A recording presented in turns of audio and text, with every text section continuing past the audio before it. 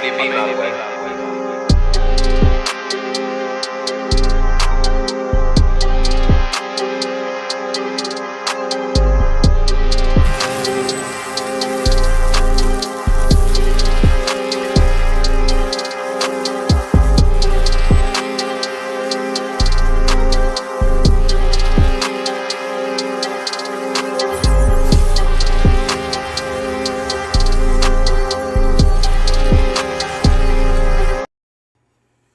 Hey, what's going on, y'all? We are back with another mini review. I'm your host K1, and tonight we're gonna be talking about Dungeons and Dragons.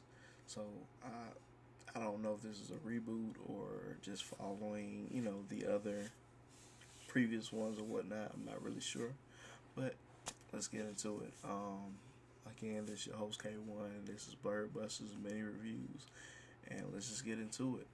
So, Dungeons and Dragons. Had no intention of actually going to the theater to see it. I'm just gonna be honest with y'all. I had no intention of going to the theater to see it or whatnot, but it ended up popping up on the stream. I was like, bet, might as well go ahead and watch it. Might be something for me and my son to watch, and it was a fun movie or whatever have you. The one thing about the movie is, it didn't shy away from its mediocrity. Like it lets you know, like, a lot of this stuff is just mediocre.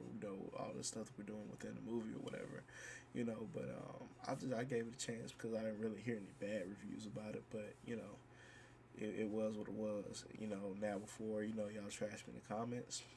Never played the game, never watched the previous movies, and boom, I just decided to watch this one because hey, it was something to watch essentially or whatever. So jumped into the movie. You pretty much get fast tracked into Chris Pine's character and Michelle Rodriguez's character being locked up or whatever. But even before that, you get a little glimpse of Chris Pine's past in the movie and things of that nature.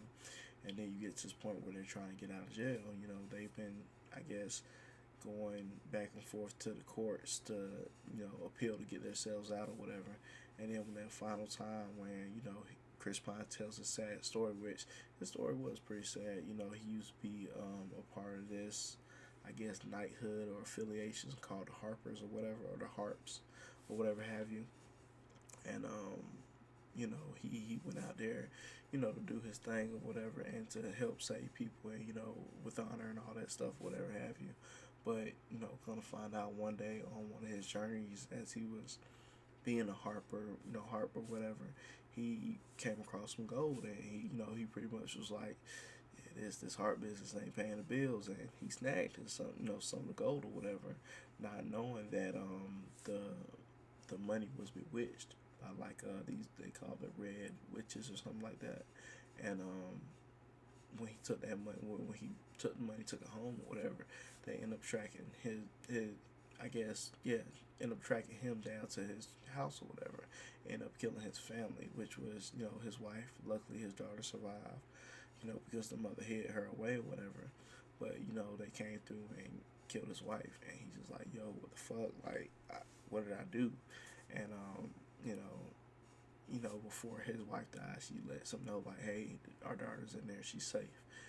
Get her and, whatever have you. So, boom, he got her. So this is in the midst of his telling his story to the courts or whatever, just let them know what led him to getting where he is now, essentially. And Michelle Rodriguez's character, she came in as kind of like a stepmother, but she made it clear that she didn't want anything, from Chris Pine. Like nothing sexual, no favors, anything like that. She just wanted to help the child, essentially. She just wanted to make sure that child was helped or whatever. So, they got that little story going on, and, how, everything came to be up until now. So, his daughter starts to grow up, and as the movie states or whatever, this is, it's called Honor Amongst Thieves. And that's just a weird title in itself, because there ain't no Honor Amongst Thieves. Anywho, they're trying to pull a heist, and his daughter has got to the point where she's kind of going through these heists with them and everything like that or whatever, and she even has this little pendant that makes her invisible to the eye or whatever. So that helped that helped them along with certain heists and things of that nature. But then when it got to a certain heist, which he knew would put her in danger, and he knew what his goal was, and to try to essentially bring, her mother back or whatever. His whole plan was to steal this tablet that grants people wishes to bring anyone back. Oh, I'm sorry, that's on my head. Bring anyone back, if they're dead or whatever have you. So that was his hunt, and essentially he told his daughter, "You chill here. I'm gonna go get this, thing, whatever." Not telling her what it was he was gonna get because he didn't want to disappoint her. He was like, the last thing I want to do is tell her we got a chance to bring her mommy back and then disappoint her. You know what I mean? So, they go out to get that or whatever, and they are approached by this witch. Not knowing she was a red witch, she disguised herself or whatever to get what she wanted out of the deal.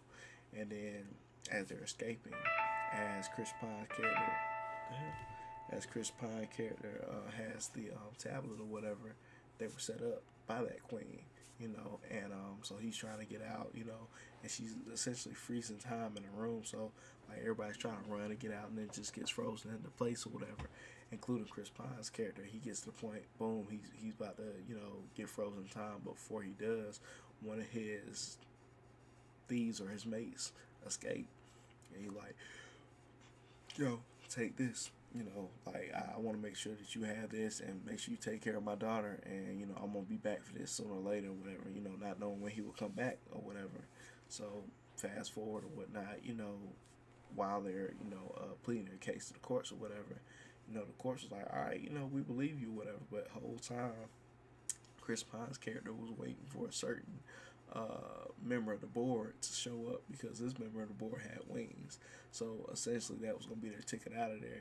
He kept talking and talking. He was like, "Man, it'd be real nice if this guy showed up or whatever." They were like, "Sir, we weren't capable to handle this on our own without this person being here." He was like, "All right, all right," and so it gets to the point where it's like, "Oh, okay, they about to approve it." As they're approving it, but he was waiting on comes in, and they grab his ass. Him and Michelle Rodriguez grab him and escape and fly out the building with him or whatever. So I'm just like, okay. And then even through that process, they were like, "Hey, yo, we approved it," and it was like, it's too late. They were like, they about to escape or whatever. So fast forward, they escape or whatnot, and they get on this journey to find where the other thief is and where his daughter is at or whatever. And come to find out, their friend has become like a lord of the land or whatever have you, with all his riches essentially or whatever. And he's been, raising Chris Pine's daughter or whatever, like he asked him to. And with that being said, he comes to find out, oh shit, he set me up because he was telling his daughter the whole time, like, "Oh yeah, your dad didn't care for you for real. He was just looking to get more riches and he left you," which wasn't the truth. The whole purpose of him going to that heist was get the tablet so he could revive, her mother, his wife, or whatever have you. So that kind of goes awry, and they find out that the witch that was helping them out was actually a red witch. So it just kind of digs into that, and then it goes from there to them trying to find a way back, trying to find a way to get bring the Lord down, and still get the tablet and everything or whatever. So they go on this whole adventure, asking certain people this, that, and the third, reviving the dead to ask more questions, and anything they can do to get back there, because they know they got a fight on their hands with the witch being there. So they doing everything they can to be meticulous, to develop what plans they can to defeat her and get there, whatever have you. So in doing that, they pretty much round up the whole gang, which was one wizard and I don't know what you want to call it, but I'm gonna call her a shapeshifter. I know they got another name for her in there, but I'm gonna call her shapeshifter. And they actually end up picking her up, in the midst of it all. Like, she wasn't necessarily part of the original crew. They just end up picking her up, and she gets on board with the plan or whatever and all that. A lot of people in this, they're not looking for money in this plan. They just want to help, bring down, what's been over them, which is the Lord and the red witches and all that or whatever. So, they all band together. The wizard that's with them or whatever, he's an experienced wizard. He just does a lot of parlor tricks and things that nature, just enough to make people go, ooh, ah, but he's, not as strong as he should be. And, throughout this or whatever, you see him struggle trying to deal with being a mediocre magician and then actually trying to, do do what a magician does, like what an actual good magician does or whatever. So as he's doing that, as he's searching and finding himself or whatever, you get to the point where they're about to I guess not have a final battle or whatever, but get to that point of getting everything they need to fight off the witch and take out the Lord and get his daughter back or whatever. So Michelle Rodriguez, Michelle Michelle Rodriguez, she plays the same character in almost every movie. I didn't really think about it until now, but she plays the same character. She plays this, vicious woman that you don't want to fuck with, and if you fuck with her, you regret it type deal or whatever have you. So however Michelle Rodriguez, either from Fast and Furious or Resident Evil, whatever have you, she's still playing the same character. Ain't nothing changed. so her character, whatever, she's in love with like a I don't know what you're gonna call it, maybe a dwarf or something like that. I don't know what you want to call her, the character or whatever, but that was played by Bradley Cooper. And that was kind of funny that she had a thing for short men like that or whatever, being as strong and muscular and all that she is or whatever have you. But anyways, as she's meeting him or whatever to collect some things or whatever, there's a staff there. And he didn't think nothing about staff. He was like, "Hey, you want to take that with you? You can take it with you, or whatever." And she was like, "All right, cool." Then in the midst of that, she found out he got somebody else and everything. So there's nothing there for her no more. So boom, ain't nothing much she can do for that. But coming up on that staff, the wizard that's with them finds out like, "Oh yeah, yo, this staff right here, you can use this to pretty much teleport. You can shoot it here and then envision where the next point at. You got to be able to see, your next destination, whatever have you." So that ends up being used to their advantage. And at some point, they get into this cavern where there's a lot of the undead and things of that nature, whatever they got to fight through to get to a certain point. Which, and before they do that, they meet this other Harper or whatever you want to call him. The character's name was Zinnik, and he was almost kind of like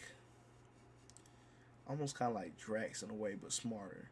Like he was emotionless, he was kind or whatever. He was just straight to the point or whatever.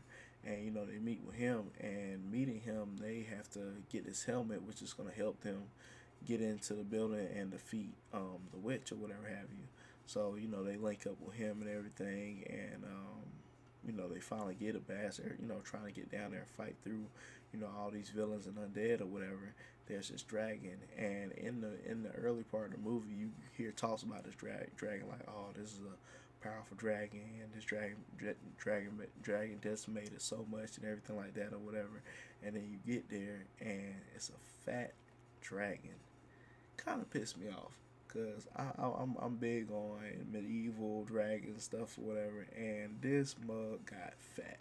I'm talking about rolling around to get to where he need to go, not really moving, flying, just rolling and using the advantage of gravity to kill mugs. Like he was literally sliding down and just chomping different people, whatever.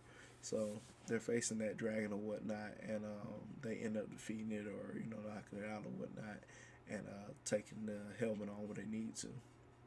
And talking about the wizard, you've seen him in a lot of movies. It's Justin Smith. He always plays a plucky side character, whatever. And that's from Jurassic Park. That's from Detective Pikachu. There's a lot of characters he played. There's just like a lot of plucky side characters, whatever. But anyways, he gets the helmet, and in order to use the helmet, he got to be attuned with it. So to him, he's just like, I'm not that strong of a wizard. It's not gonna work probably or whatever. And I don't see a point of us trying to get it if it's not gonna work. Like I feel like I'm gonna be a danger to the team. But Chris Pine's character's like, nah, if that, just try it, and we'll just try to figure it out or whatever. And that's what they end up doing. And after trying again or whatever, he finds out the only thing that was holding him back from getting in tune with the helmet was himself.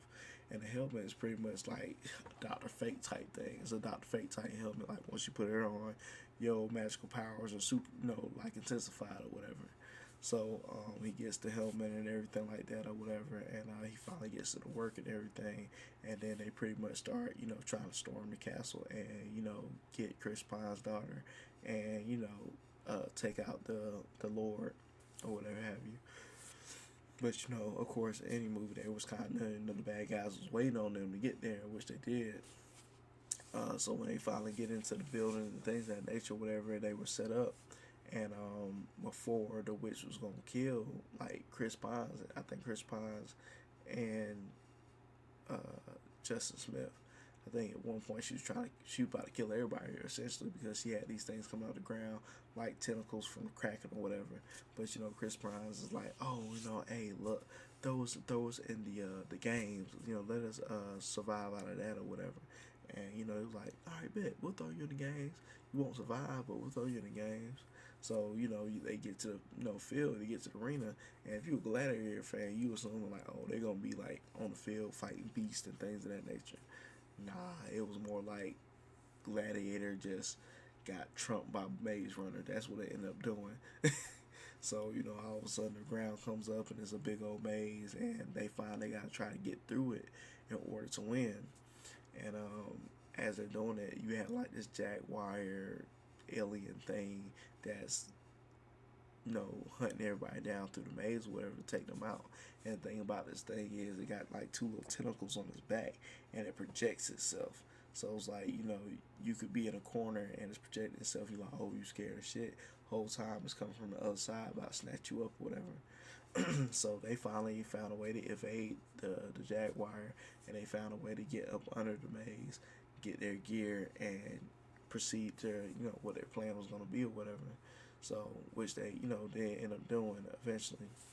So and then they find out that the Lord was trying to take Chris Pine's daughter on a boat with him and just take all the other riches or whatever that was within the castle.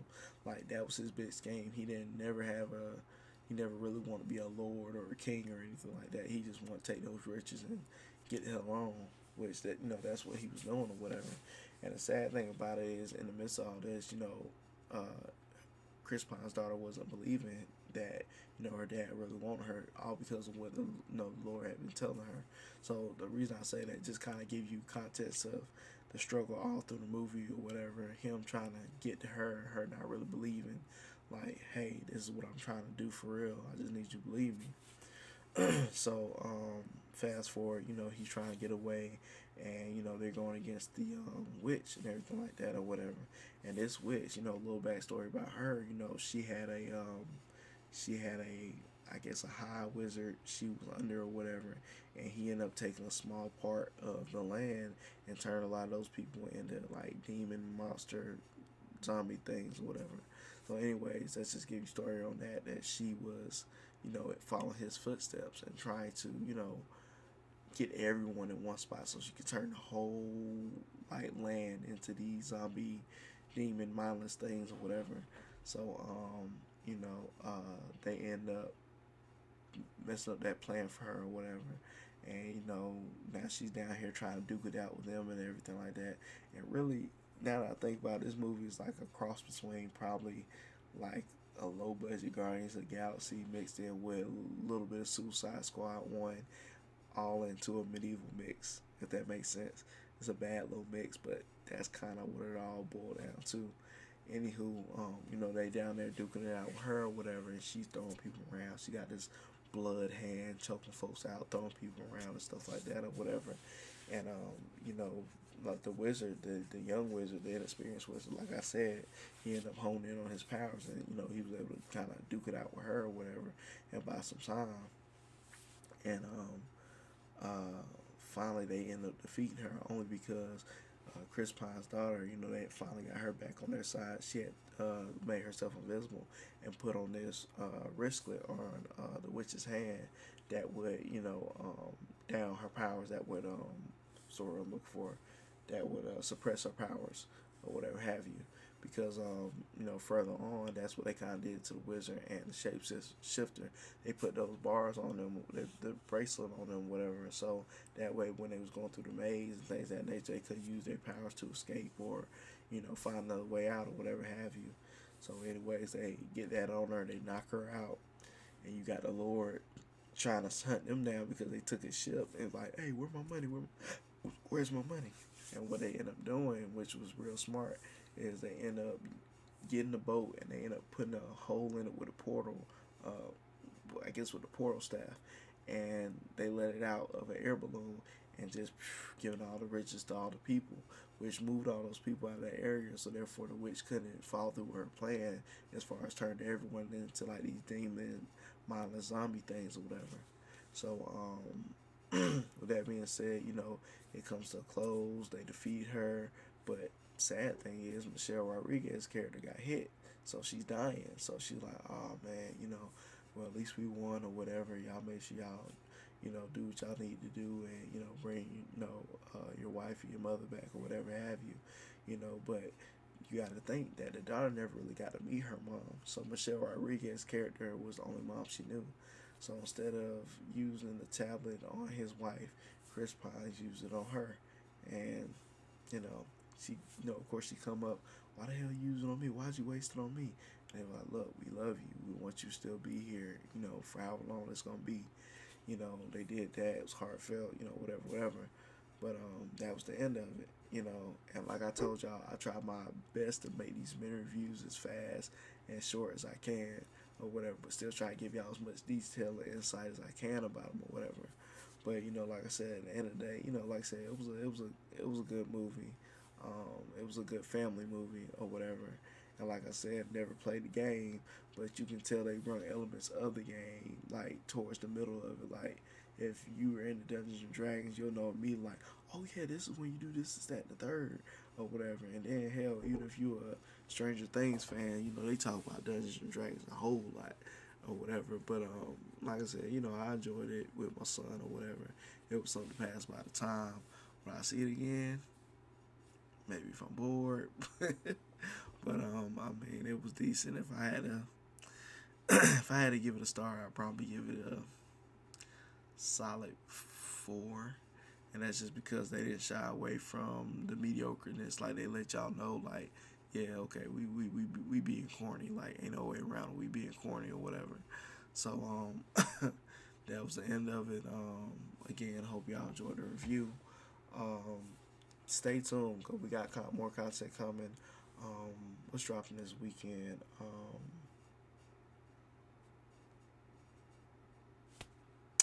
Lost it that fast.